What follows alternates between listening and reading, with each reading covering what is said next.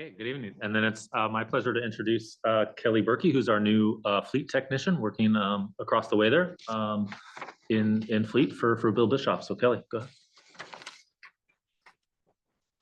Good afternoon. Thank you for having me. My name is Kelly Berkey. Former military. I jumped at the opportunity when I saw a position open here, and it was not what I expected. It's a very welcoming and accommodating community here.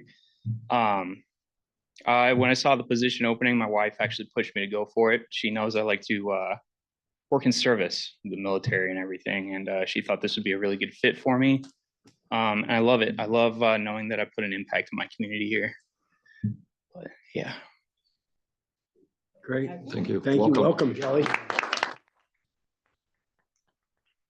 Just like past, if you're good, if we let them get home to their families, we'd be greatly appreciate it. We kept you long enough.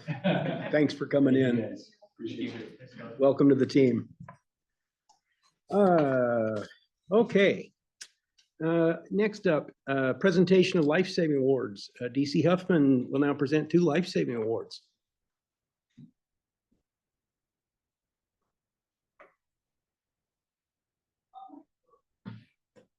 President, board, it's an honor to be here tonight.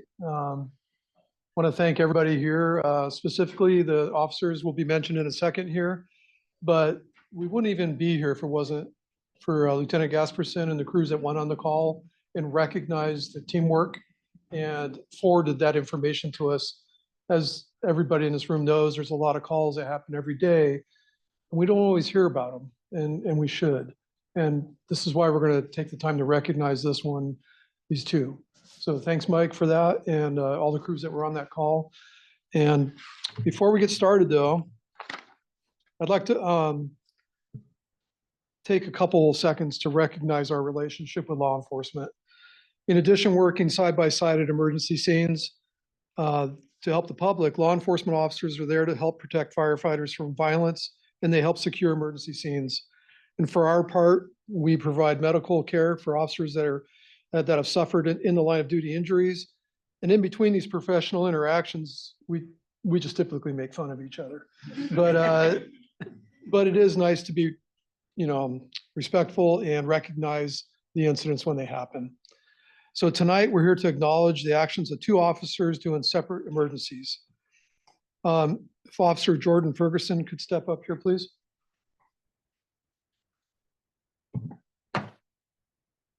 Right here's fine. Good to meet you. Yeah, we'll turn around. Face wherever you want to face on. Okay. So this life-saving award is presented to Officer Jordan Ferguson. On July 11th, 2025, Officer Jordan Ferguson demonstrated extraordinary life-saving actions while off duty. A 22-year-old male collapsed inside the Carver store, and Officer Ferguson arrived within 2 minutes of the patient collapsing and immediately began high-quality CPR. He continued these compressions until the fire units arrived and provided advanced life support. Officer Ferguson's quick response and decisive actions were directly responsible for giving this young man the best possible chance of survival and exemplifies the highest standards of public service. Congratulations.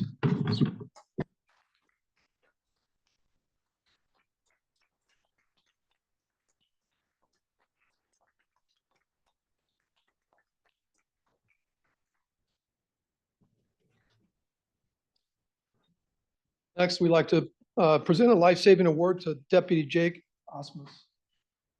Did I get that right? Osmus, yes.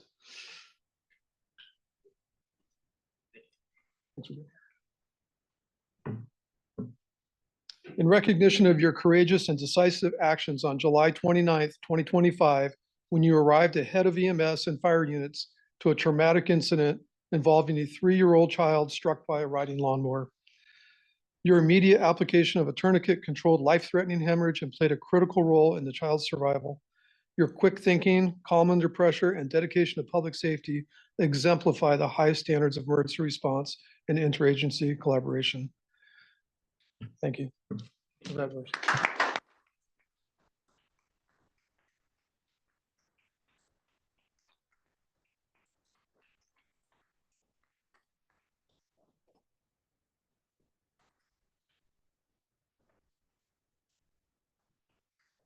Thank you, Rick, and thank you both officers. We can't always be the first ones there. It's nice to know you guys do whatever is necessary when you are. Thanks for the help. Next up, public comment. We'll now call for statements from citizens regarding district business. Shelby, did we have anybody sign up? No. If there is someone online wishes to speak, you can use the raise hand function at the bottom of your screen. If you're calling in, you can select *9 for indicate a raised hand and *6 to unmute and mute. Each person will have up to 3 minutes to share their question or comment. Please state your name at the beginning of your question or comment. Did we have anybody online? Okay, we're good then. Thank you very much. Thank you so much. Thanks for being Appreciate here. you. Okay, then we're on to approval of minutes. Regular board meeting, August 15th, 2025. Are there any comments or proposed changes from board members? If there are no changes, the minutes for the regular board meeting on August 15th, 2025 stand approved as written. Now we've moved past 8 because we're going to do that next month, and we're now up to I'm supposed to say stuff. I've spent the last year as the president and I guess public face to a certain extent at Clackamas Fire District. And it has been a pleasure. It has been an honor to serve on this board for 4 years with the people that I sit here with. This is kind of a thankless job. $50 a meeting, and you got to make some serious decisions. And the people I sit up here with are willing to do it and do the right thing for the community and try to do the best they can for this organization. When I first got on this board, I said that I was going to do my rule of 3, which was first, what's best for the community we serve, and 2, what's best for the organization, and 3, I don't want to hear about it. I started when I was Little League because when you first, what's best for the kids, 2, what's best for the league, 3 is usually my kid, my coach, my team, my wife, my something, and I don't want to hear about it. It's worked here. And I feel that the board members that I serve with have kind of used that same, in their own fashion, have used that same thing. We try to do each and every decision the best we can, given what we have to work with. We try to serve the community. We try to make sure this organization is in the best shape we can have it. And it has been and has been and is a pleasure to serve on this board and to represent this organization. We do some great things out in the community, and a lot of what goes on in here is sort of an unsung song, but it matters. This organization doesn't function without people like us who are willing to put their names on a ballot and suffer the slings and arrows and get up here and make decisions as best they can and represent the community. So I thank you all for the opportunity to sit in this chair, and I appreciate you all more than I have words to explain. So thank you all.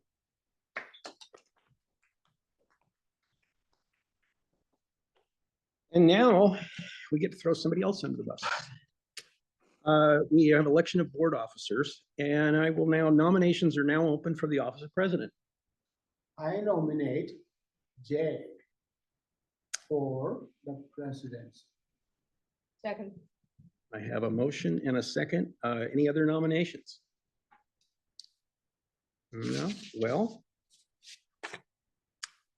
if there are none, then is elected by, what do we call it? Consent. Consent. Consent, yes. So with that, I'm going to do something that's going to be kind of special because Jay was president a few years back, and it was during COVID. And the poor little fella never got to use the gavel. So Jay, there you are, my friend. Congratulations. My first live meeting. Do I have to take over now? Yeah. Thanks, I didn't rehearse. Did I do that too quick? Yeah, you did. Good, good. Okay. Okay, nominations are now open for the office of vice president. I nominate Thomas Joseph. I'll second. Nominations for Thomas Joseph and second for vice president. Do I hear any other nominations? Okay, by consent, Director Joseph is the vice president.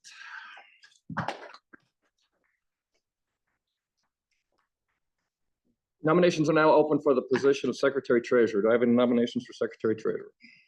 I nominate Director Marilyn Wall for the position of Secretary Treasurer.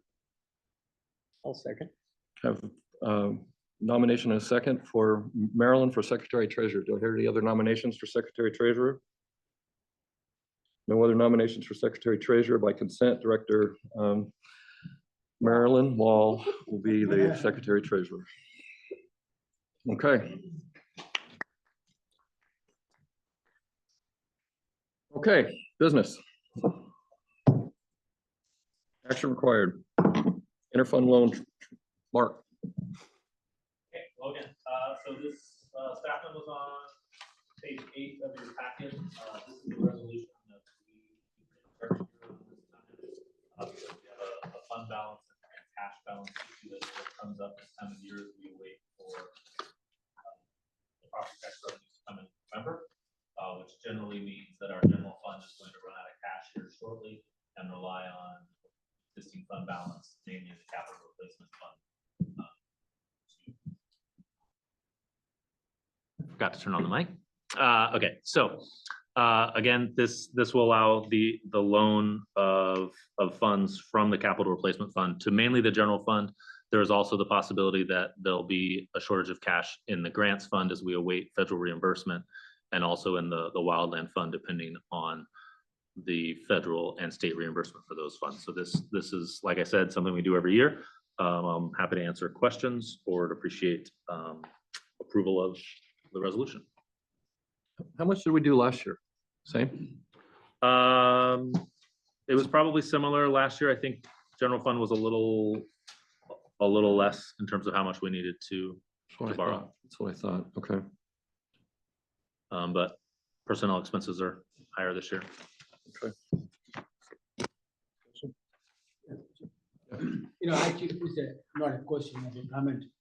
At least the last 2 or 3 years, we have been doing the interfund transfers, so we didn't have to pay any fees to the banks. That is something new. We haven't had that happen before. We haven't done tax anticipation notes either. But So, we had to pay to the bank, so that's a good thing that we have come to this level. And I'd like to see, I don't know what we can do to even eliminate this process of transferring the loan, taking from one hand the other to do back and forth. I hope someday we can eliminate this. But good job. yep. Thanks. Yeah, we haven't done tax anticipation notes. I think we authorized them the first year I was here, but didn't have to utilize it, and we haven't had to even go to the banks for them since. But part of that, again, is the support of the levy. It's the fact that we do have a large existing balance in our capital placement fund right now. And well, yeah, I agree with Thomas. It'd be great to keep that balance going forward, so we don't have to go back to tax anticipation notes. But we'll see. Yeah, Joe. On the resolution, it says that you're authorized to take up to 7.8 million from the capital replacement fund, but in the memo, it says that there's 8.8 million in the capital replacement fund, so you don't think you would need all of that? Right. You want to give yourself as much room as possible, or you're comfortable? I'm comfortable Okay. with the 7.8. Yeah. Yeah, our cash flow is pretty predictable between now and November. And there is a cushion built into that 7.8 already. So Nice. Okay. Any other questions for Mark? All right, do I hear a motion to approve resolution 25-3 authorizing the interfund loan to the district's operating fund? So moved. Second. Resolution's been moved and seconded. Shelby, call the roll, please. Jim, Yes. Jay, Yes. Chris, Yes. Marilyn, Yeah. Thomas. Yes. Okay. Motion has been approved. There you go, Mark. Spend it wisely. Okay. B2. Request board approval of authorizing the fire chief to establish a contract for the HVAC replacement for Station 3. Mark, what do you got? I'm going to turn that one over to Denise. to introduce. But again, this project is coming to the board because it exceeds $100,000. And we need your approval to move forward on this HVAC replacement, but Denise is definitely the expert in the room on this project and could answer your question. Welcome, Denise.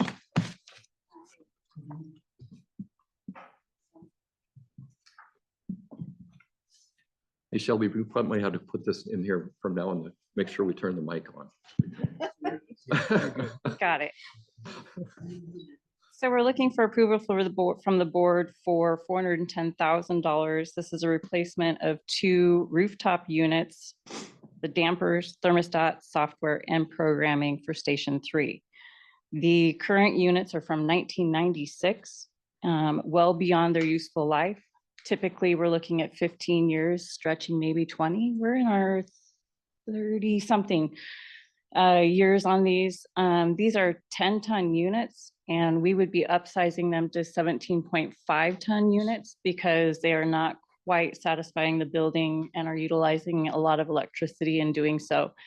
The current models, the modern day systems have economizers, have a lot more control systems within them. And then we can move the air flows around a little bit more satisfying, like at night, the dorms. During the day room, kitchen areas. So we can, with this modern system, program where we want that airflow to uptick during the day or during the evenings. So that programming would be available to us remotely. So a lot of times, instead of having to come out to a station, we'll be able to work on the system remotely. The original contract was proposed at $355,000. We're asking for a contingency fund as these are such an old standardized unit that we're looking to make sure that we have enough funding to take care of a problem should it arise. Questions, guys? It's amazing. I'm sure Scott, you have plenty of duct tape and baling wire keeping that thing together that Scott probably tied onto that. There's a lot of systems that are well beyond their useful life. We've made those savings in that time from the 15-year to 30-year. So in 15 years span of extra life, we've made a lot of savings, but we're at a point where we're spending a lot of money trying to keep them running. And then the efficiency level that we can do with modern day units should help us on our energy side this time. Okay, any questions or comments for? Nope. Yes. Go ahead, Thomas. When we go for the RFP, or do we approach the local businesses? These are cooperative agreements that we're looking at, which means that they've already been bid out for low bid and are now available as like a piggyback system of bidding. So they're available to other government agencies as well. So we went out originally and did some quoting for just the rooftop units, and we were well over 150,000 just for rooftop units. And those were like for like. We wanted a little bit more of an uptick. So we're still, typically when I started doing HVACs, we were looking at 2,000 a ton. Pricing nowadays, we're looking at 5,000 to 10,000 a ton. And then now that you're also looking at these thermostats, a lot more goes into these units, HVAC units now. So by doing a cooperative agreement, they have taken all the trades together instead of us going out and doing 3 bids for each of these different types of trades. So cooperative agreements allow us to have those bid packets already done, and they're already vetted by the 3 bid process or the 3 bid plus process. How long ago did we get this bid submitted by Pardon? the agent? How long ago was the bid submitted? This one was submitted, it's in your packet. I don't remember. August 4th, Last year, this year. August 4th. or this year. So any price increase that is happening across the board is affecting. Right. So we had projected that this would be about $275,000 project after we got bids previously, thinking that we weren't going to be close on the bids, and they've exceeded our pricing again. So our projection in a budgeting process, when we actually go to actual bids or cooperative agreements, that pricing we just haven't seemed to be holding on it. We have a bucket of money for HVACs. We identified some HVACs that we were looking to replace. And in identifying specific ones, instead of just using a bucket, we're actually probably going to defer some of them that are working currently and taking some of that funding and applying it to this project. So we're just deferring a few of these projects. They're still working. We also do that when we have a catastrophic failure, which we had one at Station 9 that we're bidding right now. And so we're taking that, what we had projected for these HVAC units, we're just going to be swapping that fund into ones that are failed. So even though we identify them specifically, now we're just shifting. Thank you. When will the job get started and finished? As soon as we get this approved and contracts are signed, then that starts our clock. So it's a 6 to 8 week delivery window for the HVAC units, those big rooftop units. And then as soon as we get those on a delivery schedule, like we know when they're going to land here, then that's when the schedule will get landed as well. Okay. So we're trying to shoot for this fall window of temperate weather. Yes. So we're not in the rain, we're not in the snow, and we're not in the high heat. That's where I So- was going with this, that the crews either aren't sweltering or freezing to death. We're trying to hit a temperate zone. So we originally had tried to look at a spring one, but we weren't successful in getting all of our quoting done originally. And now we're moving to the cooperative agreement. Okay. So is a building without heat or air conditioning? They're still in a conditioned Yeah. space. It's just an inefficient condition spacing, and it's a high electric bill. But when they're doing the repairs, they'll be without They would be without. heating and air. We would conditioning have, for a period of we time. have the ability for some R2D2 portable unit coolings if we needed it.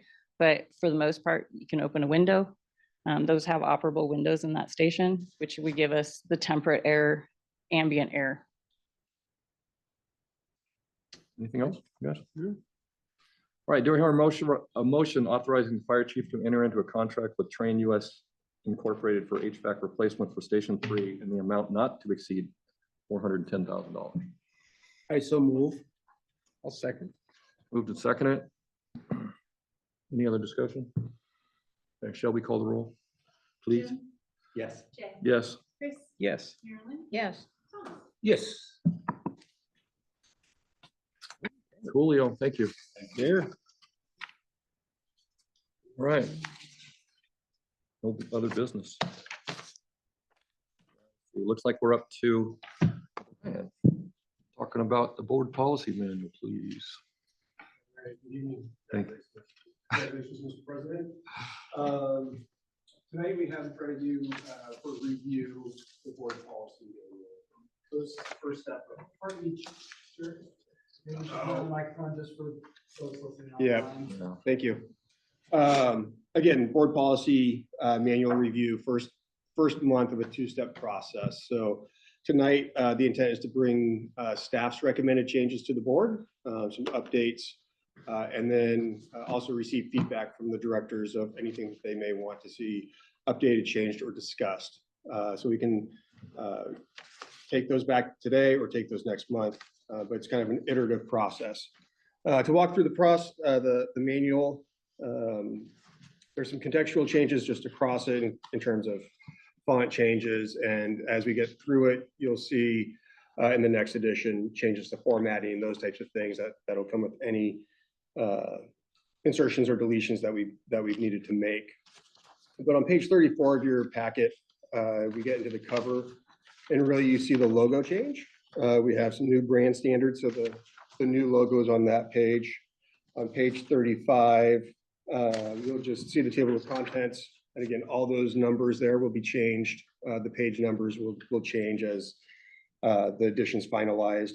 And then we get to page 36 and we have the preamble with a minor text change at the top, just reducing and streamlining the language. And then below the history of the organization, again, some text changes there at the bottom of page 37 and the removal of the prior discussion about logo changes.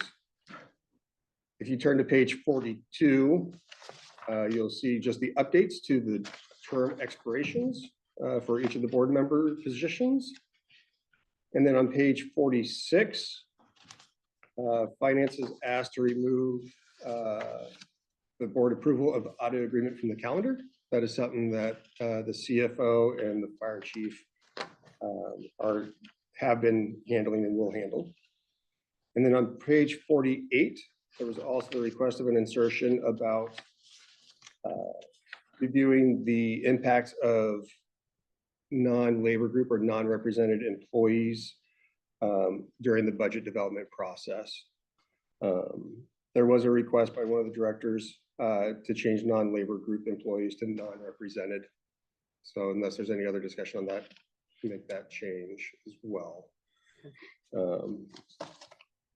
And then page 64, we get down to committee assignments. And this is something that previous years we have talked about tonight, and then sometimes they're made this evening, and sometimes we update it next month. So whatever works for the board, but page 64. Chief, probably on that, over the next few weeks, I'll contact each one of the directors independently. We'll talk about those and definitely come back to you. Answer no later than next month's meeting. Perfect. That sounds great. And we'll make those changes with the next revision of it. So that does cover section 1 with one piece that, as I was walking past page 60 here, I noticed I have the note to follow up, but there was a question about Multnomah County properties and why those are not reflected on our map. And they may be, it may just be the resolution isn't great enough to be able to see those, but we'll follow up and make sure that we have an accurate map if this one is not. It might just be the resolution piece. So that is the general board policy content in section 1. What I'd like to do is pause, just see if there's any other discussion before moving to section 2, and then turn section 2, which is finance related, over to CFO Whitaker.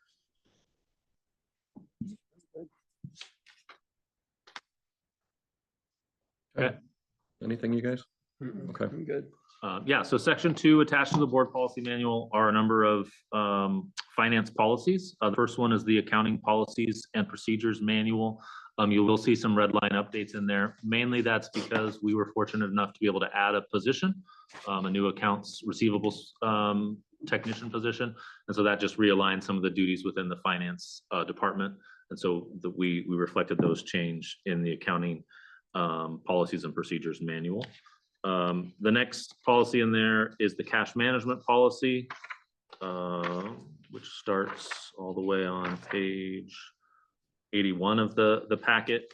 Mainly just some minor language changes here, spelling corrections, things. It's a pretty old document, and just trying to change some language to match what we call things now. So for example, it references the sweep account. We don't use a sweep account anymore. We just have our checking account or our general operating account. Couple changes, as to ORS references. Otherwise, there's not many, I don't think, substantial changes to the cash management policy.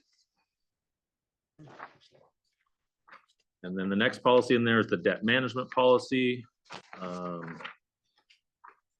And this one didn't have any substantial changes either. It was mainly formatting and language changes to an old document, but we haven't made any changes to our debt management.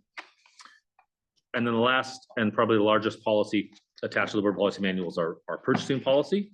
There are kind of 3 significant changes in this policy. The first is on page 107, where we are requesting to increase the amount,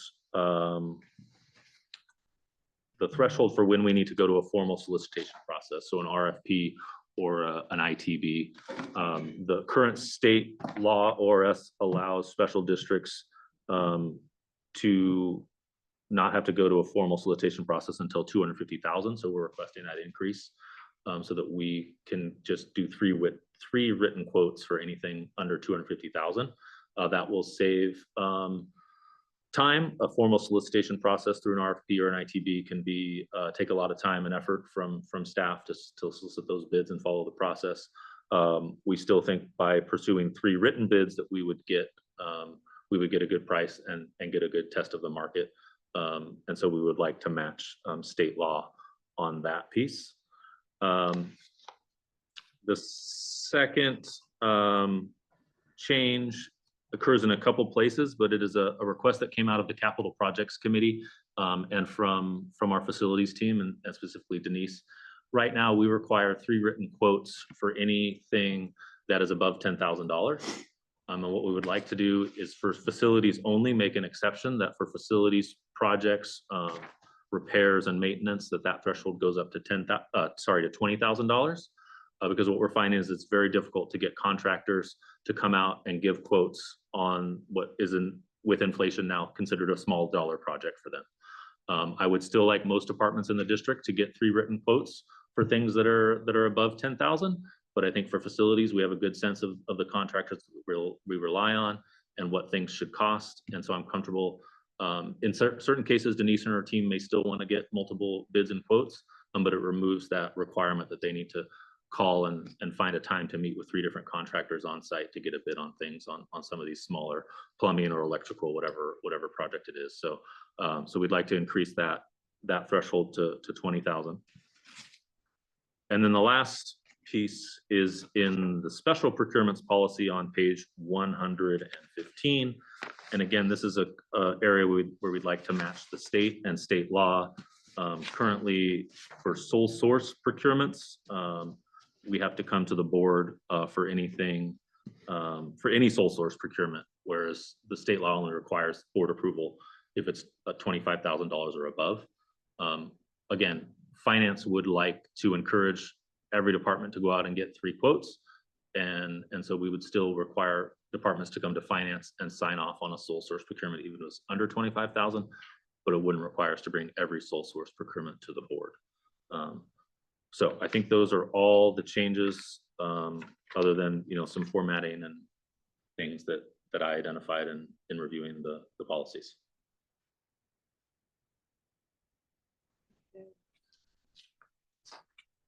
Yeah, go ahead, Mom. So, Mark, on the sole source provision, is there anything in the purchasing policy that deals with serial purchases? So you just keep it, so you sole source it at $19,000 and then next week another $19,000 and the week after that another $19,000, all sole sourced, but the real contract price would be say $40,000 or $50,000. Right. Yeah. And our purchasing policy, not the special procurement policy, and state law should have references that it's unlawful to break up procurements or purchases into smaller purchases to get under the thresholds. Right. So we as finance and then our auditors coming in are supposed to be checking that and preventing folks from getting around those provisions by breaking up purchases into smaller amounts. So it does say that somewhere in here? Yes, I believe so. It's state law, I know it does. I know it's, I don't know if it's state law for financing, but I know it's ethic. And the Ethics Commission definitely talks about it. One of the classes I took not too long ago, they talked about serial purchasing being an ethics violation. So yeah, no, it's definitely within ORS. And Chief Stewart just found it on page 107. It does state that purchases may not be artificially divided or fragmented to avoid the requirements of this section. Bingo. Good pull, Brian. Good policy. Like search GPT over there. As for goods and services only. Right. That is for goods and services, that section. But it is repeated in personal services, section 4. And I would imagine any other part of this policy would be under that same. Thank you. Anything else for Mark on that? Okay. Yeah. Okay. That's it, Mark? I guess we'll move on. Yeah, that's to it the for next- me. Okay. All right. More to come on that, right? Next month or the month after? Next month, it would be planned for the agenda Okay. To vote on it, to approve it or? to approve it. Yeah, okay. Okay. Mark, let's talk about the labor agreement. Okay, hold on. Okay, no Switch worries. gears here. Okay, so I've been asked to give an update on the labor agreement. As I believe everyone knows, the arbitrator's decision came out last month, awarding in favor of the union's last best offer. I was able to send out a copy of the new CBA, including a red line version to each member of the board. So hopefully everybody received that and had a chance to look through it. You know, I'll highlight a few of the changes that were in the CBA that were non-finance related, because obviously most of our conversations have focused on the finance pieces first. So, you know, first of all, it is a 4-year agreement, which is different than past agreements, which have usually been two or 3 years. So there's some new language in Article 8 related to the layoff process that we negotiated to try and make that process more clear and straightforward. There was also some new language about our light duty assignments and how our labor management committee will work. And then lastly, similar to the BC agreement that was approved over a year ago, there's a new sick leave incentive policy for our OPSERP employees, and also language to allow a contribution to the medical employee reimbursement plan, the MERP. And so all of that is included in the final package, in addition to the things that the arbitrator ruled on. You know, I'll just say that it was a long process, and I think we're ready to move forward and be positive going forward. When we get into budget conversations next year, we can talk more about the effects of the differences in the two contracts. I don't anticipate major changes this year. The final offer that was approved has a 2% COLA on January 1, whereas the district's offer is 1.5%. So there is a small difference in cost this budget year, but the major difference was in year 4 of the contract, where the district was offering 2% and the union's offer was 5%. So more to come on that as we get into budget conversations. But I think that's pretty much an overview of the new CBA. I'm happy to answer any questions and that you might have on it. Any questions, comments? Okay. I would just, I know the amount of effort that you and Kyle and Brent put into this. And anytime you do something like this, it takes a personal shot. And I know you guys did. It feels like a loss, but it's okay. As long as you did your best, and that's what we figured. You guys, you did the best you could, and you did a hell of a job. I read through all the stuff you submitted. I don't know what we could have done that made our case better. So our case was to be made. You guys made it, and it turned out like this. Thanks for all the stomach lining you burned up. Thank you. Okay. All right, committee reports. What do you got for civil service, Chris? We don't have anything. Okay. EMS committee, Thomas and I met with Chief Huffman and Dan. Had a great meeting, talked about some things that are going on currently. A lot of clarification on some stuff because these two guys have been so busy doing a lot of different things, and Chief Huffman's kind of winding down his career, so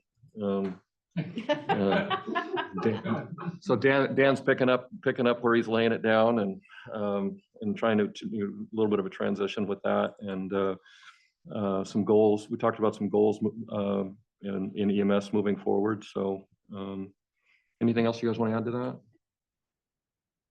Hey, look at that, one in a row. I got it. Nobody even had to prompt me. Yeah. No, yeah, there are a lot of things. There's some contracts that we're reviewing. There's some deadlines coming up that it just happens to be with the transition from Chief Huffman to Chief Bauer taking over the EMS role, that the timing is just right for us to get those things buttoned up. I appreciate the conversation with you and Thomas. I think it was really good to get everybody on the same page. And really, a lot of it is there's updates that are going to be coming out in the next few board meetings as the plane kind of lands on some of these topics. Yeah, right now, just a lot of work in progress and reviewing current contracts and agreements with Clackamas County and where, our agreements are with AMR and all that. So, yeah. Thank you. Thomas? Anything to add? Nothing to add. Okay. What was it covered? Let's see, executive committee meeting. Did we have an executive committee meeting since the last Yeah. board meeting? We Oh, that's we right, met, we did. we met and talked about the chief's contract that we'll That's talk right. about in executive session when we. That's right, this was the last month. The months are running together, so I can't remember which month we met. on. Trust me, I'm not sure how it got to be September 15th, but here I am. Yeah. Interagency committee. Didn't have any meetings with anyone, but it would be nice if the chiefs could give us some updates on the 2 elections. Gladstone and Sandy, anything maybe new that came up, once we get to your reports. That'd be great. Yeah, we'll make sure that Steve hits on that and then Chris can add, tell the file measure numbers. Okay, good. Yeah, so I guess all 3 will hit a piece on it. Thomas, anything to add? Yeah, thanks. Okay, and then Jim, anything on the volunteers? The quarterly meeting is coming up, right? In October. Okay. Okay, Can I get information. that date for you? Okay, at some point. Okay, informational items. I have, Oh, John's got it. I have one, Jay. Yeah, go ahead, Chris. As some of you know, one of the other hats I wear is I'm the Oregon State Coordinator for the Missing in America Project. Oh. We locate, identify, and inter the unclaimed remains of veterans and spouses and veterans' children. About 2 years ago, my Washington counterpart brought me down a widow from the Civil War. Knox P. Hollebeck passed away in 1898. His wife, Harriet, passed away in Seattle in 1917, and she's been on a shelf ever since. She's been in my gun safe for the last 2 years because life sort of happened to me. Between my wife and mom's medical stuff, and my funeral director friend has had 4 shoulder surgeries. So we sort of had to ask Miss Hollebeck for a little more patience. But we both have a calm spot in our lives, and on October 1st at 11 a.m.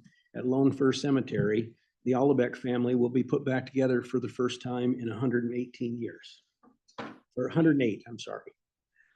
So I have the map available if anyone would like to attend. But I have to tell you, I know a lot of words, and I don't know how to explain how you feel when you see something like that. Those people come back together after all that time. It will affect you inside that there are not words to explain.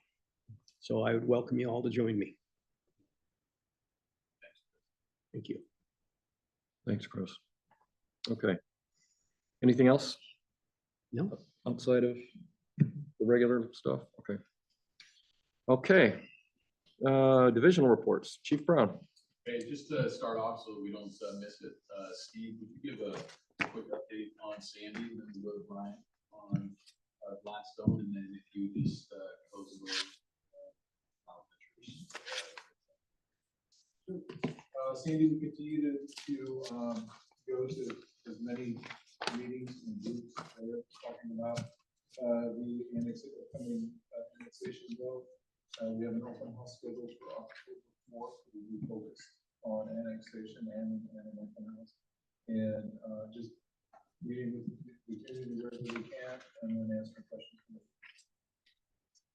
Thanks, Steve. I thought since you are a resident of Sandy, might be influenced by your presence in a good way. That would be wrong of me to influence while in uniform, Thomas. Oh.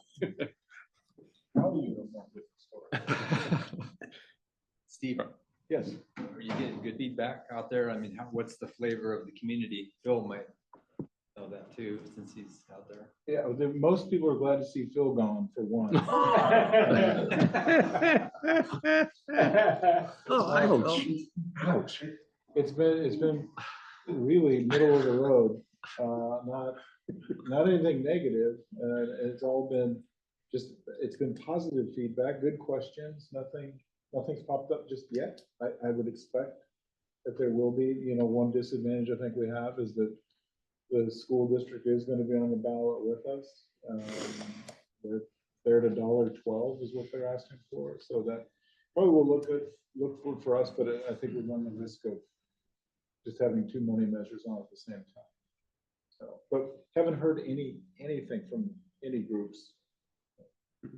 It's been really supportive at the groups that we attend, and you know, we'll start to share more and more now that we have the numbers, we have the language, we have all of that. So. Chris, anything to add to that? Oh, I would say that I fielded one phone call from one resident with some concerns and questions, and we chatted for a while. And the person said, under the belief that this was Phil's grand master plan. But then they got sidetracked by spending about 5 minutes talking about what a great guy and what a great chief Phil is.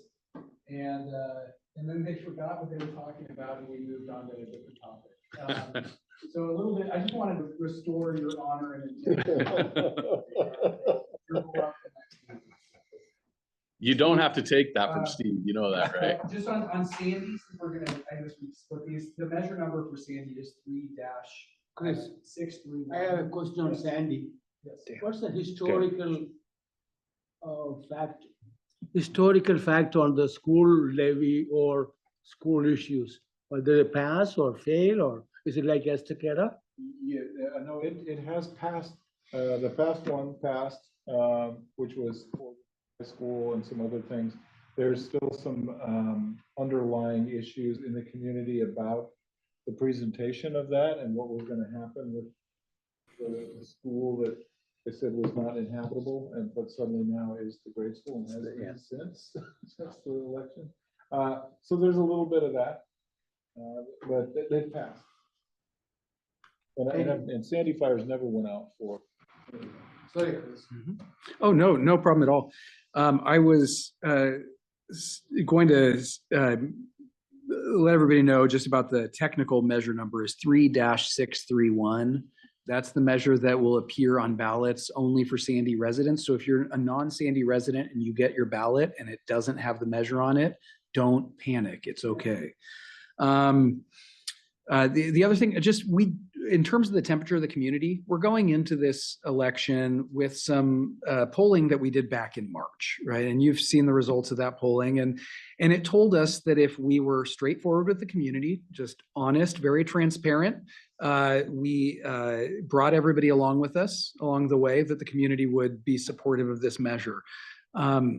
So I'm only saying that to just reinforce that while we are currently in safe harbor right now, meaning we cannot be out campaigning or trying to persuade people to vote or support this measure, we reviewed all of our language, and there was very little that we took out of it after we moved into safe harbor, because we've been communicating transparently from a fact-based, from a neutral standpoint this entire time.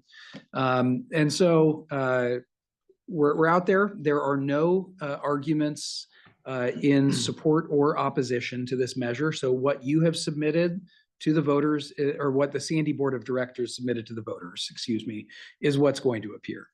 And that's what voters will have the chance to decide on. Yeah. What's the deadline date, if any of us choose to fill out a voter's pamphlet statement, or any other group? What's the deadline date? Director's hearing, we are beyond that at this point. So yeah, that deadline's already passed. So For November? yeah, these are just going, yep. We're beyond that deadline for the special election this time. You know, we'll do that. So Yeah, I didn't realize it was that quick. yeah. But again, we feel really comfortable with if you look at the voters pamphlet statements with what's being presented. It's a very well-written explanatory statement submitted by the Sandy Board of Directors, as well as a very nice measure summary. And so that's the information that folks will have. And we also, in that explanatory statement, it links to the webinar that we participated in out there. So there's actually a code. If you open up your voters pamphlet, you can actually go in and get the hyperlink address that will take you to watch that webinar. So, yep. Did even the Sandy board do a voters pamphlet statement? I mean, anybody? There basically is, no, this is the only one, but the explanatory statement is the longer, yeah. Usually that board would do one and those of us chose to would do one, and sometimes the volunteer association would do one. Just. Yeah, What was that date? I'm a little surprised that nobody did, to be honest. It was September 8th.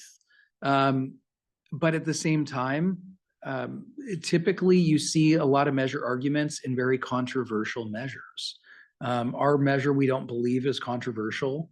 It's something that we feel like the community is prepared to accept, and that we explain it. So we've gone out of our way as an organization to not campaign, not try to be persuasive, but rather do good work, show up, provide information, be responsive to the community, and be very clear and transparent at every step of the way about what we're doing and what our intentions are. I think I'd be, just to close that thought, I think I'd be much more concerned if there were arguments against and there were no arguments supportive. Any other questions on Sandy? I'm getting some feedback that it's echoey, so maybe if you put the mic near you. Well, you've heard about Sandy. I'd say the sentiments are pretty similar in Gladstone in the process. Little difference, a smaller community. Of course, we didn't have polling earlier because it was too small to get valid information from. But we continue to meet twice monthly, semi-monthly, with our team and with Gladstone on how the process is going and what's anticipated, what's the next step, making sure that we're aligned with our interest, with Gladstone's interests, and how the community is responding to everything. Over the last period of time, there have been a couple of, again, just small inquiries about the process or the terms, but minor outreach from the community that has gone towards Jackie, as I understand. And she's feeling comfortable with where we're at in our process. We have a couple more things coming up this month. So City of Gladstone does a monthly newsletter to every resident, a print newsletter. And we have a space in that every month. This month, we're going to focus, of course, partly on the levy, also inviting the community. Annexation. Excuse me. Yeah, annexation. Thank you. And inviting the community to an open house. We're following Sandy by a week on October 11th. Both an open house and annexation information will be available. And then traditionally, I say traditionally, maybe more customarily, City of Gladstone has used their utility bills as a communication platform to share information to their community about events, about information. They did it on the two levies when that was passed for police and fire. And so the City of Gladstone has asked us to submit some information for them to include. So we're going to draft that for their behalf. And then I expect that would go out at the end of this month. Chris, you want to tag in?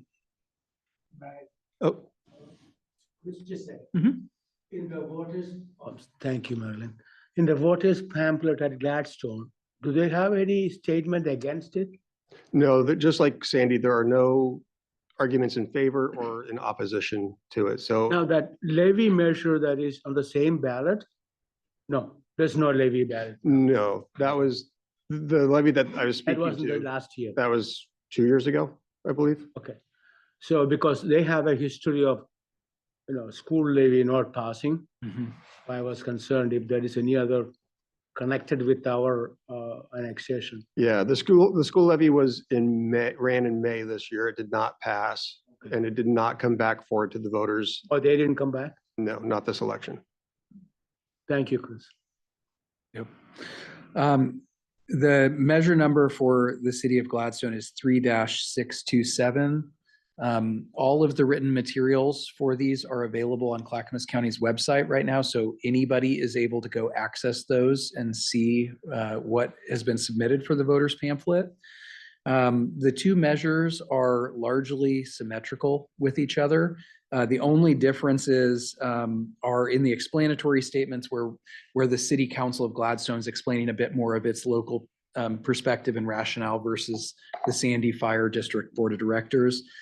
And then on the measure title, there's just one small difference, which is in Gladstone, we added the words emergency services to the ballot question. So it annexes Gladstone into Clackamas Fire District for emergency services. And with Sandy, we left it at a straight annex into Clackamas Fire District. And that was just made with a assessment of the various communities, the electorates in those communities.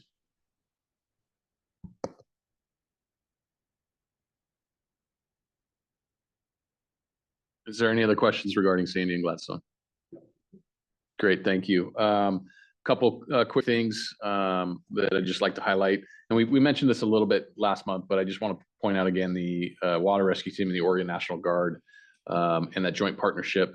The water rescue team was able to simulate a flash flood like that happened in Texas, and having a Chinook land pick up our water rescue team. They were able to put in equipment and rafts and then lift off and fly to a designated location and then offload their equipment. So it just shows the partnerships that Clackamas Fire is engaging with, thinking outside the box, and looking at how we can continually offer a better level of service to the communities that we serve. I do want to highlight, and this will obviously be on next month's fire chief's report, but the community open house at Station 12 Logan was very well attended. I think 86 hot dogs, Phil, about right. My partner in crime, Phil, we were delivering the hot dogs. I would cook them, he'd grab them, put them in the bun, and it was a blast. Again, a big shout out to Chief Whiteley, the IPA team, for all the work on the open house. It was very well attended. It was great to see the families show up. Even had a mother with 4 small kids come up and say, I'd had a contingent plan that if there was an emergency, I was going to grab my kids and drive to the nearest fire station. Now I don't have to. And so seeing the relief from her was really pretty cool. So with that, turn some time over to Chris. Do you have anything out of IPA that you'd like to share with the board? I just say we've seen a tremendous engagement, and this would probably be a good thing. We'll get it into your report for next month as well, once we have a little bit more time now that our team is up and running. But we've made some really substantial changes to our approach on social media that we're seeing yield some results. So really strong growth in the number of followers and people who are engaging with our content. And then in terms of views, we're almost seeing exponential growth. Really good reaction to that, both externally, internally. So that's the IP update I can give you for that. And we'll bring some data back, because I think that this is something that we'll want to quantify for you moving forward. Thanks. That's all we have. Be happy to answer any questions. Anything for Chief Brown? No. Okay. Chief Dieters, Business Services. All right, thank you, Mr. President. And again, congratulations on your hard-fought campaign there. That was pretty impressive. Community services, as Chief has mentioned, really has spent the last part of this month closing out the summer and all the events, and now planning for all of the fall events and all of the Halloween and the harvest festivals and things like that.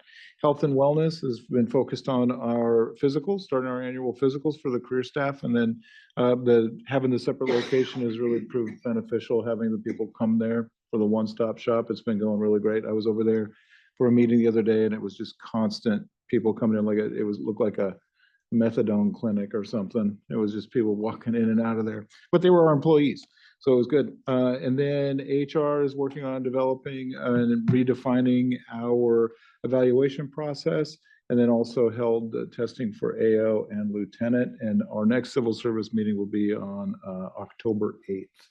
So if you're still part of that, happy to answer any questions. Any questions for Chief Dieters? Okay, Chief Mulek, Emergency Services. All right, yeah, thank you. I'll keep this short. I think the highlight of emergency services is the fact that Chief Huffman got to present 2 life-saving awards to our partners in blue.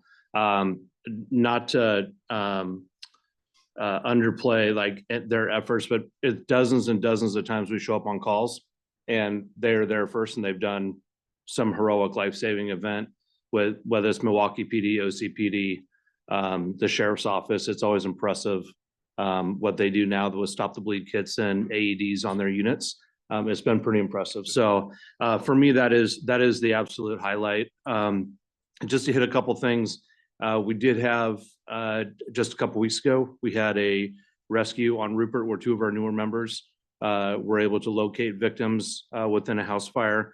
Since then, we've conducted the training division, the IC, which was Chief Sam McCullough, did about a 45-minute after action review, which was very, very well done. Used some new technology with 360 cameras where we could actually go through and they recorded the house and during the AR, you could actually talk about it. The presenters could move you through the house and walk you exactly through where the firefighters went. Talk about ladder placement. And the really interesting thing is that Captain Micah Shelton said that when he was doing his 360 around the house, he could actually hear a female upstairs on the 2nd floor screaming for help, which is pretty cool that within just a few minutes from then, we had that individual out. So our crews are continuing to do great work. On kind of the higher level regional conversation, we had a regional ops meeting this last month hosted by Hillsborough Fire. We had attendance from Salem Fire, Hillsborough Fire, Tualatin Valley, Portland, the Port of Portland, Vancouver Fire, Forest Grove, Gresham Fire, really good conversations. The mutual aid task force and strike teams that has been our topic for the last year. We have two counties that have it dialed in right now, Clackamas County and Multnomah County. And we are waiting for Washington County, a little bit slower process with their dispatch center to get them up and running. But there's been a lot of work from the ops side across the Tri-County area to get that up and rolling. And it's going to prove to be very beneficial for timely mutual aid. Other conversations were electric vehicles. That is a major topic right now with the international, as regards to how do you actually deal with electric vehicle fires. They have a regional approach with their state hazmat teams. So between Portland, Tualatin Valley, and Gresham Team 3, which we partner with here at Clackamas Fire, they are kind of taking the lead on that with Chief Kyle Olson. Everybody's kind of waiting for some studies to be kind of land, but everything that they've done so far with electric vehicles has proven not to be effective and actually be more dangerous than cause more harm than it actually does any good. So that's definitely a regional conversation. Mid-rise fires, high-rise fires, and continued mutual aid are the big ones as well. So to close this thing out, we did have, thanks to Chief Stewart, we were able to have a meeting with our dispatch centers with BOEC and CCOM, where we brought the leadership and the techs in with operations. We had myself, Chief Stewart, Chief Menard from City of Gresham, and Chief Andy Ponce from City of Portland, and had a really good 1-hour meeting at BOEC's dispatch center, and really just kind of got down to what the root issue is with the CAD issues. So we're working through that. We have another meeting that I believe we're coming back together in October with some homework assignments that we all had to go work on and pull some more information for that meeting. And then the last component, again, thanks to Chief Stewart for heading this up, but Tablet Command. Tablet Command is a tablet interface that is originally is built by firefighters for firefighters, very heavily introduced into Southern California, actually in the entire state of California. When we went down for the Palisades fire, the majority of the agencies down there are on the same platform, and you can see every unit have every bit of call information for every agency down there. It's a one-stop shop, and they're coming into the region here. We're going to implement it for our battalion chiefs, and with the potential of pushing that forward all the way through the organization. With that, our regional partners are very interested in it as well. And that is potentially going to be a massive addition to our situational awareness within the county, being able to track resources from all over the Portland metro area, including Salem. Down on the Flat Fire and Sisters, I had within my division, I had Southern Oregon Resources who all use Talbot Command. I logged in, I could see every single one of their resources moving around. I could see helicopters flying on my map.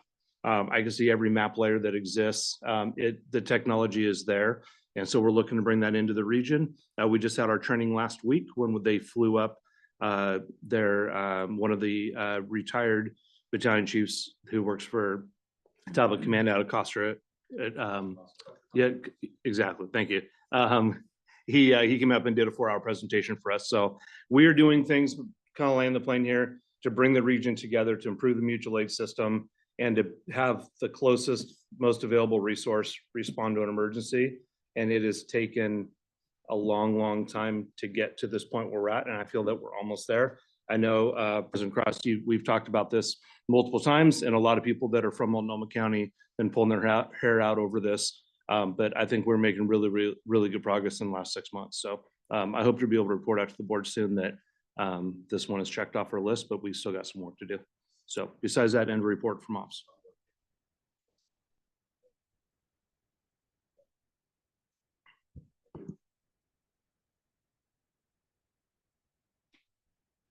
Okay, hello again.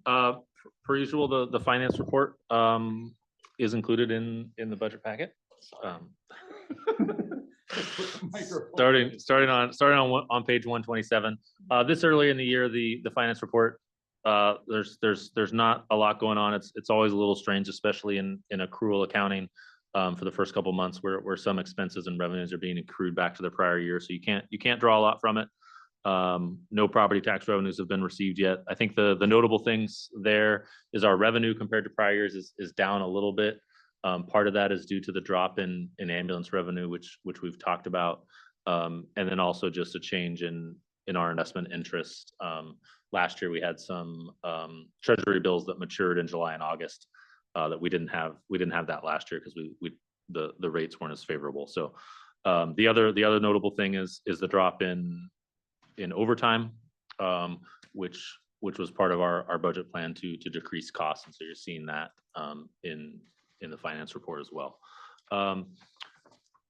Outside of the finance report, which I'm happy to answer questions on if you have any, but I would just highlight that starting tomorrow, we're hiring a new one more position in logistics, and then all of our budgeted staff positions across the district will be full. We don't have any vacancies, which I don't think that's been the case since I've been here, and since we started hiring under the levy. So that I think that's a good achievement and allowed us the capacity to do some things that we haven't been able to do. Mike Dinsmore was able to go around and do the routine annual maintenance checks on all of the district's generators last month. Denise and facilities were able to identify some small gas leaks in several of our stations because we were monitoring our utility bills and seeing spikes in costs we didn't see before. And those are some of the benefits we get from having capacity and staff and able to do those routine things that we should be doing but haven't always done the last few years. So I appreciate that. And I think that's probably it for my report tonight, unless there's questions. Questions for Mark? Thank you. Chief Stewart, you're up again. Thank you, Mr. President. So a few things to touch on tonight, but a relatively light month in terms of benchmarks or things that were completed. But I'd like to jump back to Chief Mulick's comment on tablet command. A couple pieces to it. First, I appreciate the conversation on it, but it's really BC Weekend who has taken this thing and run with it. I've been in a fortunate spot where I could support him and help kind of guide along the process. But really it's Matt Weekend's energy that has helped get it to where we are today.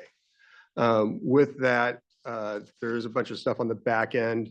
Some of it has to do with cost savings measures in terms of CAD and where that's at and just the version updates for that piece. It's really, we're trying to walk this line of extending the equipment that we have until we get to a place where we can be switch to a lower cost platform of iPads rather than our MDCs. And Tablet Command is going to fill an important void and helping make sure that we use our residents and taxpayers' dollars efficiently in that regard. And then really this last month has been a lot of things in progress. Again, continuing to work on the IT infrastructure, following along, I guess in the current month with the special legislative session that began last month and may wrap up on the 17th for the Department of Transportation funding. And then after a wildfire, and I can't remember the road, Chief Muehlk and I were talking about some comms issues with cellular communications. And so we took that opportunity to step into a place that Bill Bischoff, Dan, and I have chatted about before, which is where does Starlink fall in with the battalion chief rigs? So this last week or so, we did some testing with the Starlink panel and a cradle point, just Bill and Fastech did pre-installation and got it to function the way that we wanted it to. That when cellular service drops, Starlink will kick in automatically and they'll just kind of flop back and forth. It should be seamless. At least that's what the initial testing showed. So that was very promising in building off of some work that Tualatin Valley had offered, but kind of a step beyond that.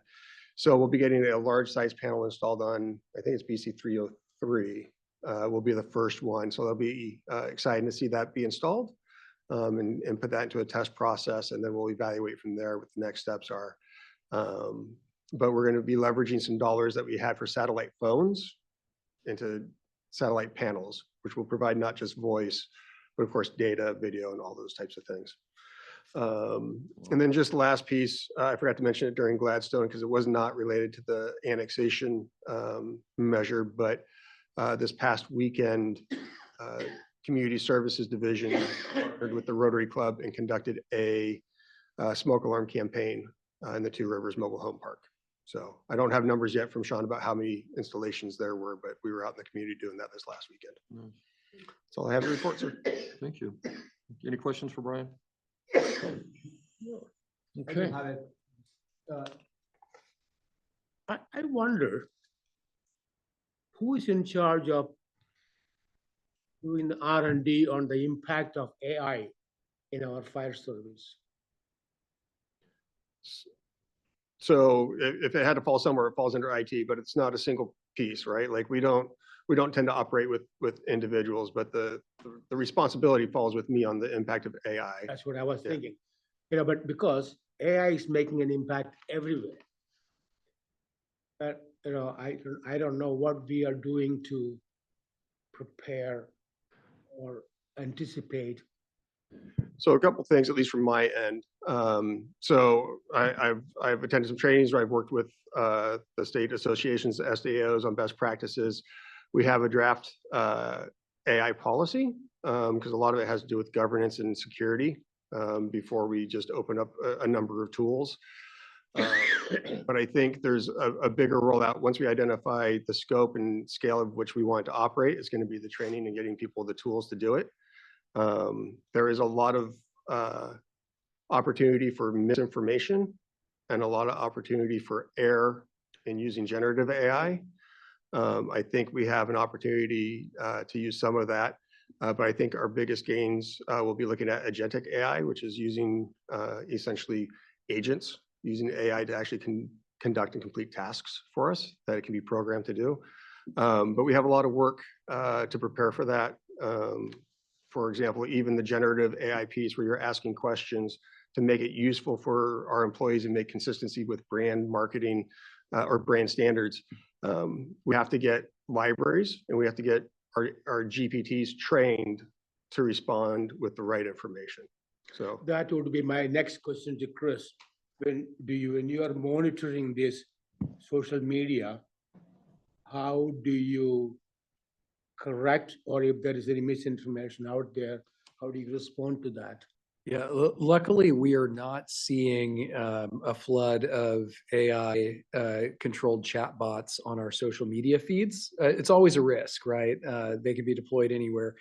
Certainly within, it's a platform by platform basis. So how we moderate our pages depends on whether we're on Facebook or Twitter or Instagram. We don't have a lot of problems, luckily. But what we do is if we see something that is clear misinformation, we ask ourselves, a pretty simple test, which is, is this true? Is this not, right? Is there potential harm that could come from that untruth?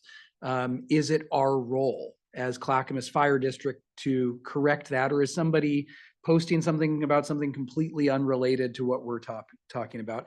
And then we address it through that form. And that could either be in very egregious standpoints where there's something that's advocating for violence or using abusive or threatening language. We can delete and report the post, right? But as a government agency, we have to protect the First Amendment, right? So if somebody posts something that's inflammatory, but it isn't threatening, we're going to leave it up. In that case, we may reply to it so that anybody who sees on it will see something commented. But again, we're very careful. Our team is, and we'll discuss that internally before we will jump on and comment on something online, because we don't want to get involved in arguments with people. But specifically to AI, we're not seeing it. And then the other thing, just because this topic came up, to be really clear, we have a policy on all of our external media right now that we don't use AI. And so the public can know that if they're seeing something coming from Clackamas Fire District, it's not an image or a video or anything like that that's been generated by AI. I was thinking, because when there is some misinformation that should be addressed, because we have had experience during the 2020 fire with the Estacada fire. And so there was that kind of things can happen.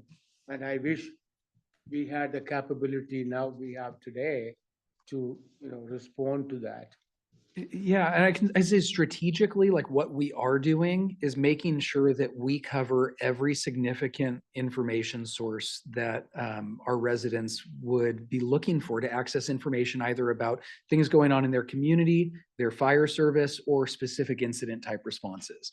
One step that we're taking this month right now is adding Pulse Point into the suite of social media apps that are being used by the fire district. So Pulse Point is heavily used throughout the district. A lot of our residents are using it when they see a fire pop up.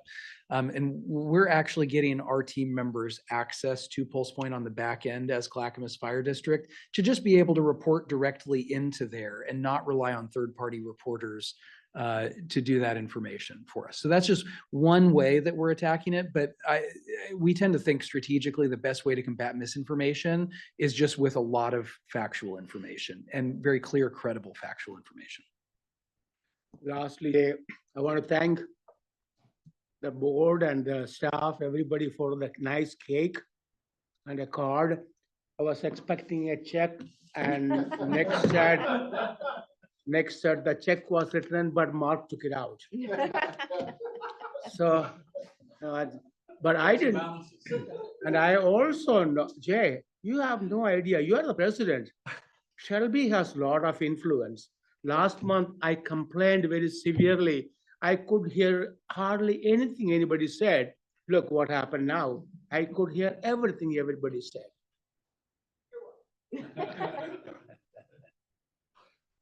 Okay. Okay, anything else on that topic? Okay. Guess we're up to Andrew, professional firefighters of Clackamas County. Is he up? Is he here? Haven't heard from him? Oh, that's 2 months in a row. Gosh, yeah, we missed him last month. We missed him last month too. Okay. Okay. Zach Gio.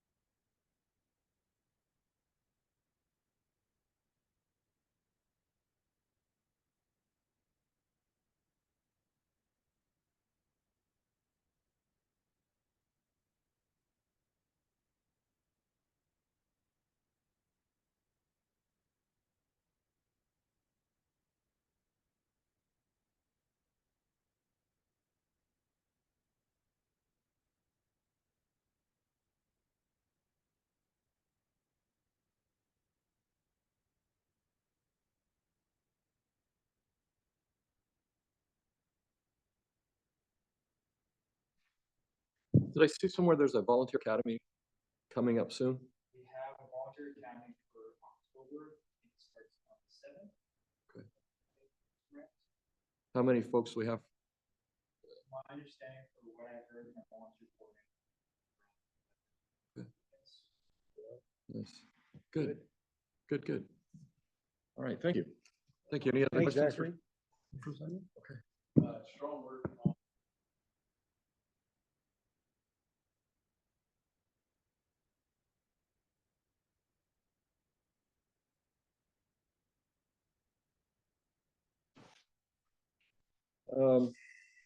Okay, make sure I got all the things. All right. So, we had a lot of correspondence, it looks like. Make sure we take a look at that. Yep, there's some good stuff, some good in there, all over the media in there. Good stuff in that. Okay. If you look at the top of those, are some things that Chris was doing. At top, yeah, I'm sitting here talking, I give you guys the mic and I forget. The video of the shop fire, that had something like 300,000 hits alone on Facebook, if I, 490. oh yeah, 490. The rope rescue was up there. Yeah, those are just small examples right there of what Chris was talking about. That's good stuff. Okay, anything else on that? Whatever. Okay. The next Board of Directors meeting will be Monday, October 20th, 2025 at 5 p.m. Right here at the Training Center. The meeting will be hybrid. The public is invited to attend either remotely or by video conference. And we'll be right here at the Training Center at 15990 Southeast 130th Avenue. This meeting will now be recessed for an executive session. The board has provided notice to the fire chief to have the whole discussion in the public regarding ORS 192.660(2)A, and the fire chiefs have agreed to hold the discussion in the executive session.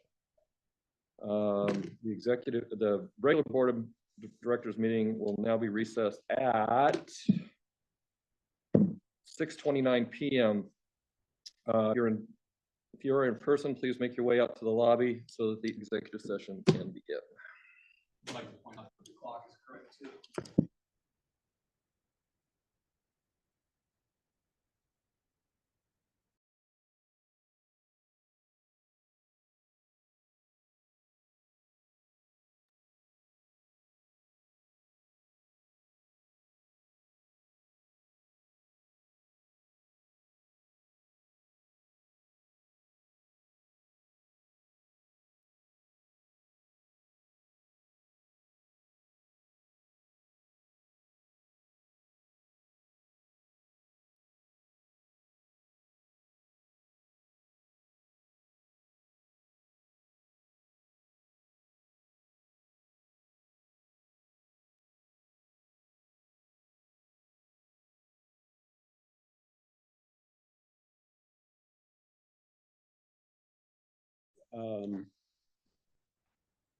So the basic changes that the executive committee came up with is we've added language to the contract, subject to your approval, obviously, to set the chief's salary at 15% above the assistant chief's, much as we do the others to step. So we're not every year having to deal with this, what do you do?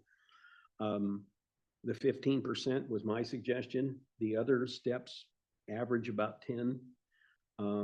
My feeling, and Jay, I think, agreed with me that those are steps you're doing, into another multiple.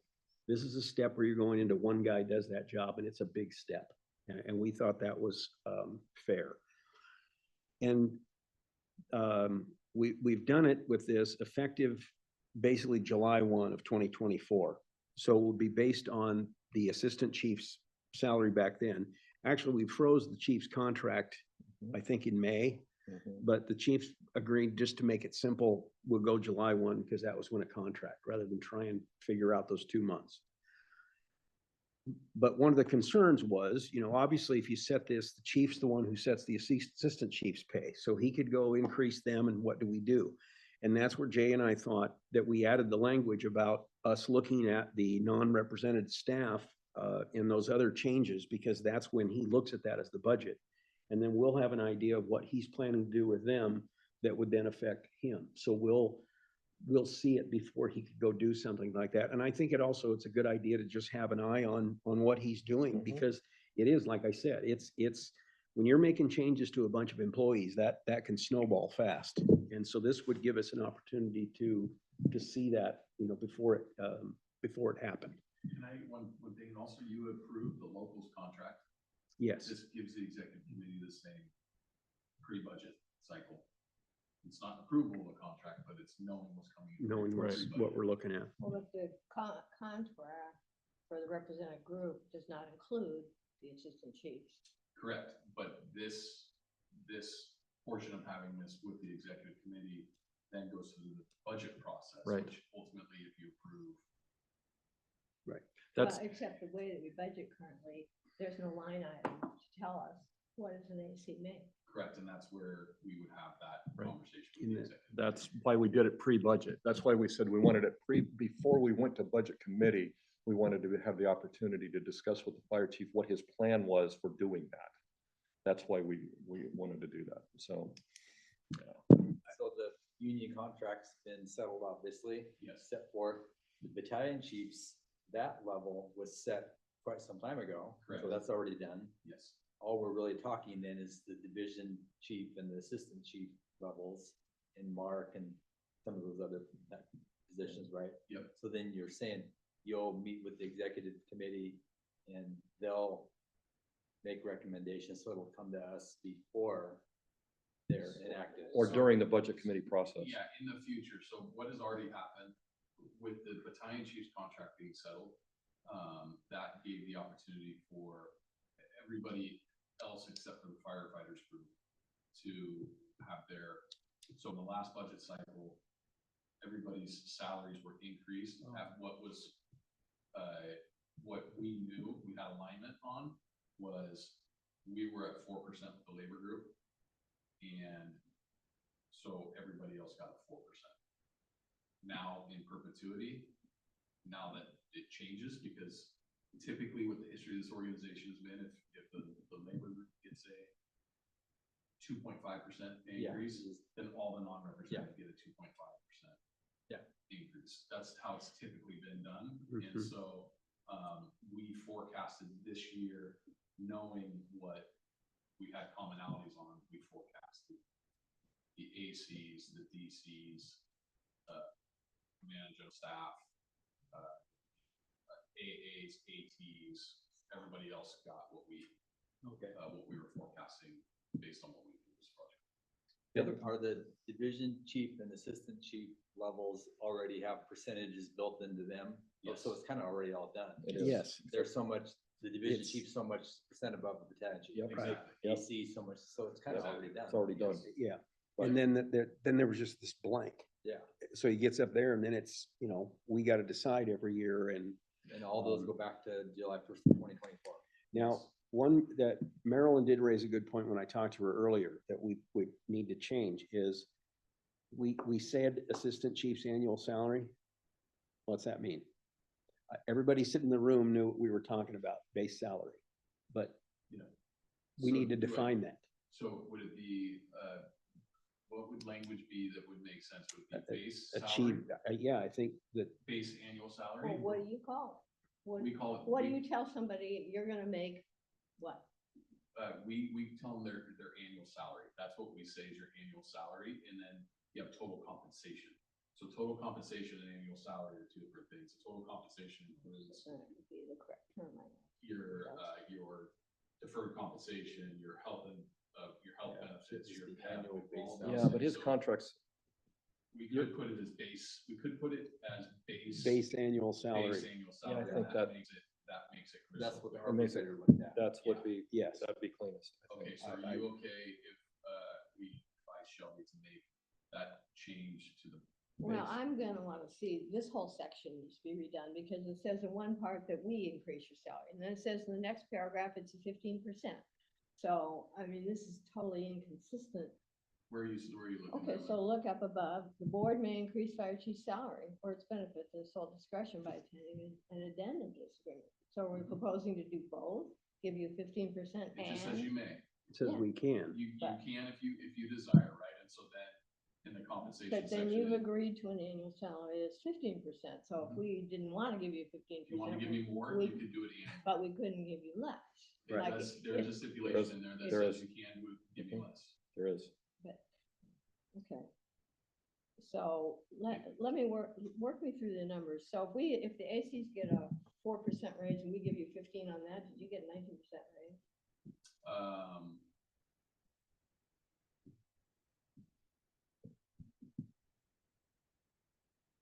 I That's guess. what my number It's is. 15%. It's not 15% raise, it's 15% above It's salary, 15% above. above their salary. You need to recognize over the last 18 months, Marilyn, I've froze. in essence, Well, I froze understand myself. that, but we're not talking about the last. Yeah, so 18 in months. essence, it would be, So I would be just- 15% above what the ACs are. It's 15% above their That's the salary. best way to look at it. That's the way, that's the way it Yes, should I, be. I think your Well, but it base is doesn't read above that way, them just- now, isn't it? What? Your base is above them now. No, my base is, oh yeah, my base currently is above that. My Right, total compensation is below. that. right. So that's, we're just talking about the base. Yeah, base So salary, that's, yes. yes. So you're not going 15% above what you're at now. You're going 15% above where they are. That's right. That's the way the That's language should exactly read. Right. That's exactly, it. Yeah. Yes. So if you're making 10% more than them now, you're technically getting a 5% raise. Yes, that's the best way. to So the other part of this too that we looked at, yes, we need to make sure that this language is very clear for Maryland for sure. But the other thing that we looked at is we wanted to see where Nick was in his comparables. We didn't want him at the top and we didn't want him in the bottom. We wanted him to shoot right in the middle of what his comparables were because we felt we could straight face that to the public of saying our fire chief does a great job, but he's not at the top of his comparables. He's not making as much as some, but he's also not getting paid less than. And so we had Nick project out over the next few years anyway, to make sure that he stays in the middle. And so we thought that was fair and he thought that was fair as well. So, and we wanted to be able to straight face it to the public of saying we're not overly paying or we're not underly paying either. So. Headache, I need to go. Okay. Okay. You okay? You doing okay? I'm okay, yeah. All right. Did you have, and that might be something, I mean, we don't technically have to sign this and approve it tonight, do we? I mean, Yeah, yes, on the last working agreement, we said within 30 days. 30 days of finish the, So, I mean, Do we need the words, then we need to do the wordsmithing now. yes. Well, let's do it.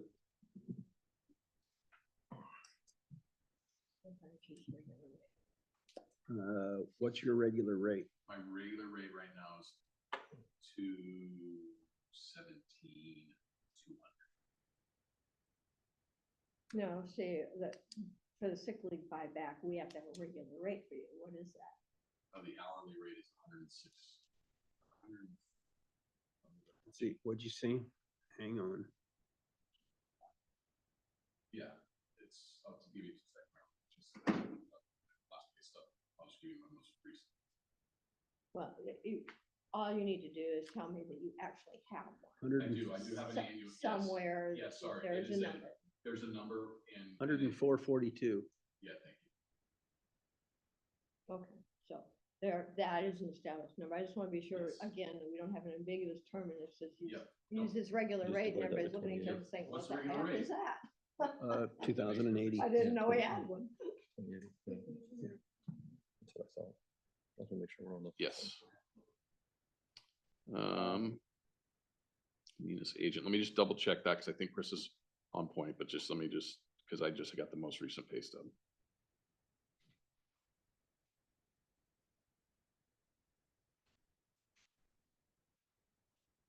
What did you say? 104.42. 104.47. Yeah, sorry. Right. But yeah, that's pretty money for you out of your noggin there, pulling that number. That's pretty awesome. That's a take the number you said and divide it by I two know thousand and it. eighty and Yeah. it pops right out of that little machine. That's in what my I did. hand. You obviously lied to us. by I must have lied to you on 200. So Right. it must be 300 It must be 201. or something like that. Yeah. So then what do you want to do with that language? That's kind of the question. I see what you're saying. Do you have a suggestion or? On what language? Well, the part that you don't like where it looks like we're doing it, because I guess I looked at that is that we sent the 15, but we have the ability to do something different if we decide to. Well, does That's that- one interpretation, yeah. But, at a minimum, it would be the 15%. That- yeah, Yes, but that you would sets always them- be able to give him more. You don't need a contract provision that says Right, that. No, but there's also a section in there that says if we don't think the funds are there, we don't have to do it. Yeah, so in A, so you have 5 where it speaks to what Marilyn was saying, then right underneath it with A, it says the board may increase the fire chief's salary and or benefits at its sole discretion by attaching an addendum to this agreement, but the board may not decrease the fire chief's salary unless it demonstrates a financial need. There you go. So that in essence, you can lower you just have to articulate how there's the financial need to do it. I'm not worried about lowering it. I'm just trying to get my hands on. So above that says the board may increase it in its sole discretion. Correct. Then it says, but we agree to give you apparently a minimum of 15% over the ACs. Yep. Including retroactive pay. What does that mean?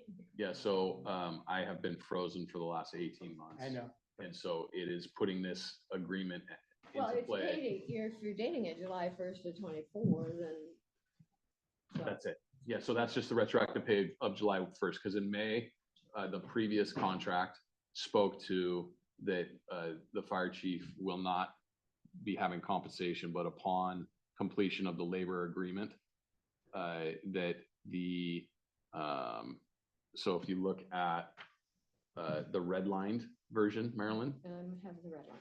you do? Okay, so red. compensation, the portion of the renewal agreement and between the chief dated 15th of November 24th will be discussed, and compensation analysis will take place within 30 days of the successful completion of the local contract as part of this agreement. Any compensation increase will be retroactive to the expiration of the previous dated agreement of May 1st, So 2024. that, it already says that. Yeah. so. Yeah, so we just redlined that, or we eliminated that language because, and then it's showing it effective July 1. Well, and then the next sentence says the board may increase. Correct. Its benefits, its sole discretion attaching an addendum. Yes. Well, is it 15% or is it addendum? That's if you desire to go above and beyond that 15%. So if for some reason you see fit that that the fire chief needs to be compensated above those spreads based on comparables or based on whatever factors you see fit, you can do that. So how did you come to 15? Basically because we looked at the other steps between like the BC to a DC, DC to an AC, and those are 9, 10, 11. It looked like averaged about 10.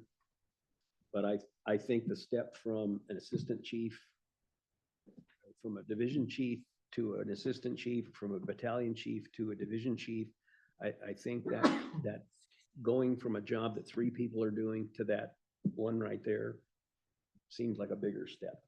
It also Just shut, pick it also made it so that he hit right in the middle of his comparables. That was the other part of it too. We wanted him right in the middle of his comparable. And to me, that's what's important, just same way the arbitrator said, comps are important at these lower levels, well, comps are important at the upper level too, to me. So I guess, yes, we picked the So what number. is the differential now The differential, what do you, between you, before they would have gotten their raise in July? What's the percentage? well, it's fluctuated because I did have a 10% spread between the ACs on base salary. They had a bunch more benefits on the back end that made their total compensation where it was about $30,000 more than I make a year. Well, In total compensation. Highest paid. No, I'm just saying, I'm not talking about overtime. I'm talking about, the Other stuff. the total compensation as far as deferred comp, PEP, some of those things, there was a pretty significant gap between the ACs and myself. So, but that's because I froze myself. 10%. Yes, this base salary was 10%. Okay. The next kind of thing we did is the battalion chiefs, division chiefs, and assistant chiefs on their deferred compensation are all at 8%, and the chief was at 5%. And we wanted to align that and just make it the same for everybody and make him 8% as well as that. That seemed fair. Did anybody have any questions or? I also looked and didn't realize at the time, but the firefighter group is at that as well. That's, I kind of thought. The next one is, and I get lost in all the acronyms, but if you recall, one of the health benefit things went away. Health trust. Health trust, and that $100 a month hasn't been going anywhere, but he's just been missing out on it. And what he wanted to do is basically take what that $100 a month would be and put it into, what do we call it now? Yeah, it's so this one that may yes, change. just because it's, so the PEP has always been $100. There was 1% contribution to the health trust. That went away, and the organization made shifts towards the assistant chiefs, division chiefs, the firefighter group that went into their MERP. Mine went away. And so what we're doing now is that 1% that was going towards the health trust of my base salary now goes to the PEP. That just kind of realigned. So it's not an increase at all. It's just realigning where that compensation was. Instead of having it go to the health trust, which has gone away, it goes into the PEP. Goes in that. Okay. Anybody have any questions, or that one seemed pretty straightforward? We talked about the floating holidays. That was basically a straight pass. There used to be, I think it was 4 and 5, and now it's just 9 of personally took, and that seemed like Mark wanted that just to make it simple for finance. Now, then we get to the other work groups. We introduced an option for voluntary sick leave sellback. And we gave the chief the option of 144 hours annually, subject to the district having the money. And as well as we added language about retirement, the same kind of a sellback option, basically to line it with the other work groups. The vacation the vacation language was the language with subject to money. That's the sellback. Yeah, the yes. sellback is the sellback. It's an option, just like the battalion chiefs have the option, and the division chiefs and the assistant chiefs have the option. Okay. And the other work groups within our organization. Okay. Marilyn, did you have questions on that one? Just that we talked about. The rate. So we have a rate to. Well, we now have a rate and then correct all those employee references. Right. Okay. So everybody good on that one? Well, real quick, the rate, we're not gonna, by putting in here, the base rate, if we put in a number in there, then we have to continually, as that increases, come back and do this again versus it just being the base rate. I'm not suggesting that you say a fixed rate. You just wanted to know what it was. I just want to be sure there is such a Yes, there thing. is a fixed rate. Not just saying. Yes, there's a fixed hourly rate. Yeah. Yes. And of course, fire chiefs is improperly. Yeah, those are the edits we need to make, is that instead of employee, it needs to say fire chief or Chief Brown. Those were the things that we need to make changes on that. Then 6 was in 5K. We cleaned up language. That was the vacation sellback. And this is the one that we took out. This sellback was subject to district approval because he's the district. So he'd be approving his own, what he already said he wanted to do. And that seemed redundant from the Department of Redundancy Department. And now this is subject to having budgeted funds for it, right, which would be approved by you. Yeah. So this refers to an hourly pay rate. Is that different than the regular rate that's referred to in the prior paragraph? It's the same. The same. Shouldn't they It's just be salary the divided by same? 2080. Yeah, we could put base, put base hourly rate. So Shelby, on that vacation sellback, where it says, sellback fire district contingent upon the Each aerosol backup district will be paid at 100% of the base salary rate. That's what it says above on the aerosol back will be annual SOVAC process will be. Fire Oh, no, chief's sorry. regular Well, rate. yeah, sorry. It will be at the fire chief's regular rate is what it needs to be at 100% of the chief's regular rate. Or we could just say it not at 100% at the chief's regular rate. We just need to make those two the match. Yeah, standardize. Yeah. Okay. The last thing was simple. That was just, we changed the language to reflect the new board president. Presumptuous. Well, we had a miscommunication on when that handout was, we thought it We wasn't. sat till in the next whole month. meeting and talked about it. It was November, and then Shelby figured out it was now, which was my phone calls earlier. Well, today. we thought it was in October and then whatever. Yeah. It wasn't. So We'll make it I work. guess We had Searing down, that was really wrong. the previous contract. Yeah, yeah.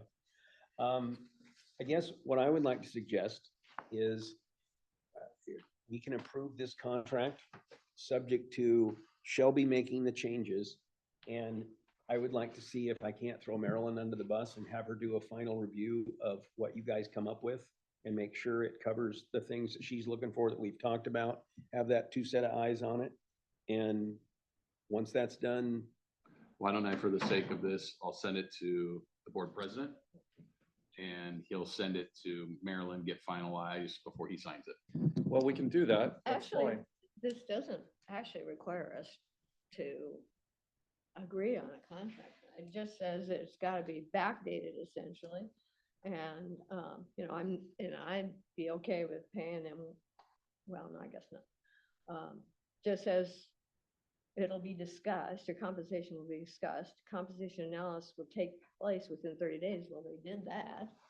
And then compensation increases, if any, will be retroactive. So, I mean, there isn't any reason why this has to be signed tonight.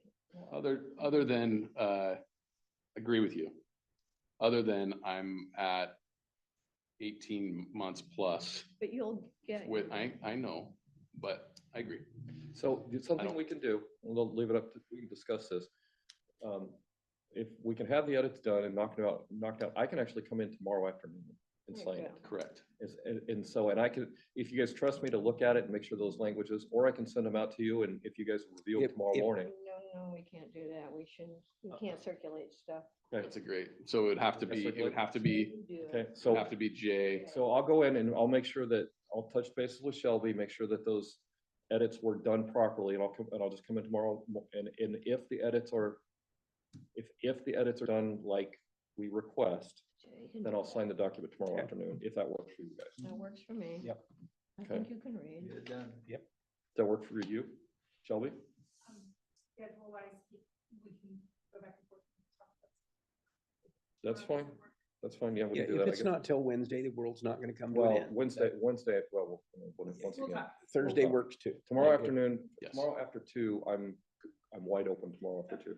So, Okay, well, then I think at this point, I will move that we approve the chief's contract, subject to the revisions we've discussed about. Shelby making the changes that we have agreed to.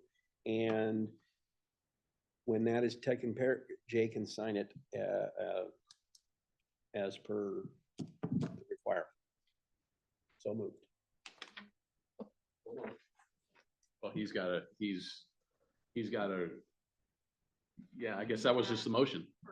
that was a motion, so do I hear a second? Second. Okay, no need to discuss it. So what do we want to discuss, Shelby? I just want to confirm the motion needs to specifically state the 15% above salary effective date, including retroactive, the 401k for compensation. No. We were it was talked about in open session where multiple times that was, I think the intent of any sort, it's to make sure that there's no compensation discussed outside of a public meeting to which they discussed everything step by step with that, and it was already talked about, so the motion would stand. Thank you for clarifying that, Shelves. You good? Yes. You're clear. You're clear. We want to make sure this is clear because tomorrow when we show up, we want this Yep. done, silk. Here, okay. Nick, anything else? I just wanted, just to clarify, we talked about deferred compensation in his thing, and we talked about the salary. Those are the big things by Oregon law. So at this point, you just need to call the roll and have a vote. Okay. Yep. We good? Yep. Yep. Jim, I seconded it. okay. Discussion has happened. Okay, shall we call the roll? Jim, Yes. Jay, Yes. Chris, Yes. Marilyn. Consistent with my position previously and not having that provision charged, I will not vote for a contract that has a unanimous request or demand for a vote on the termination of fire chief. So no, it's wrong. Just basically. No offense to you. I know your Other than stance. that, everything else was fine. They changed me the salary and everything, but I, no evergreen and no 5 O's. So I will never approve this form of contract. So motion passes. approved. Cool. Anything else? Oh, we just got to do the adjournment language. Adjournment language? Yeah, let me just see exactly what it is. All right. The script.